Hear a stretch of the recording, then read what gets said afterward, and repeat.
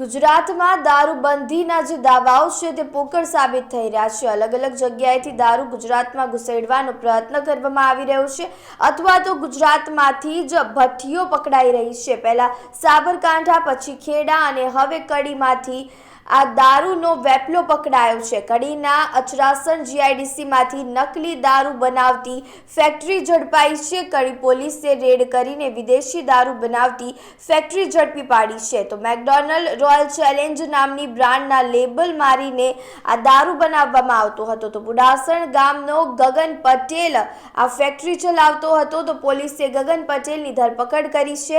નકલી બ્રાન્ડનો દારૂ સહિત લાખોનો મુદ્દા માલ જપ્ત કરવામાં આવ્યો છે, ત્યારે વધુ કાયદેસરની કાર્યવાહી હાથ ધરી છે। મહેસાણા જિલ્લાના કડી પોલીસ સ્ટેશનની અંદર કડી પોલીસ દ્વારા જે બાતમીદારોનું સક્રિય નેટવર્ક છે તેના મારફતે છેલ્લા થોડા સમયથી પોલીસને જાણકારી હતી કે કોઈક કેમિકલ ભેળવી અને નકલી દારૂનું વેચાણ ગેરકાયદેસર પ્રતિબંધિત રીતે કોઈ ઇસમ દ્વારા કરવામાં આવી રહેલું છે।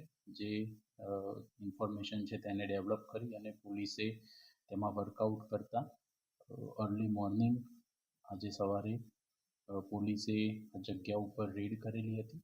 મૂળ અચરાસણ ગામની સીમમાં આવેલ એક જગ્યાની અંદર રોયલ ચેલેન્જ વિસ્કીની જે ખાલી બોટલ્સ છે તેની અંદર વિવિધ કેમિકલ્સ, એસેન્સ તથા અન્ય જે સસ્તી હલકી ગુણવત્તાનો જે દારૂ છે તે મેળવી અને બોટલ્સ તૈયાર કરવામાં આવતી હતી। પોલીસ દ્વારા આ જગ્યા ઉપર રેડ કરતા આ સમગ્ર જે નેટવર્ક છે તે ગગન પટેલ નામનો બુડાસણ ગામનો જે વ્યક્તિ છે તે ચલાવતો હતો અને તેની સાથે મદદગારીમાં અરશદ વાઘેલા નામનો વ્યક્તિ હતો। પોલીસે ઘટના સ્થળેથી આ બંનેને અત્યારે અટક કરેલા છે અને સમગ્ર બાબતે પોલીસ દ્વારા જે ત્યાં મુદ્દામાલ છે એ 1,30,000નો મુદ્દામાલ અત્યારે પોલીસ દ્વારા જપ્ત કરવામાં આવેલો છે। આની અંદર પોલીસે અત્યારે બીએનએસ, રોહી એક્ટ તથા ટ્રેડમાર્ક અને કોપીરાઇટ એક્ટના જે સંબંધિત સેક્શન્સ છે તેના અનુસાર આમાં ગુનો દાખલ કરેલો છે।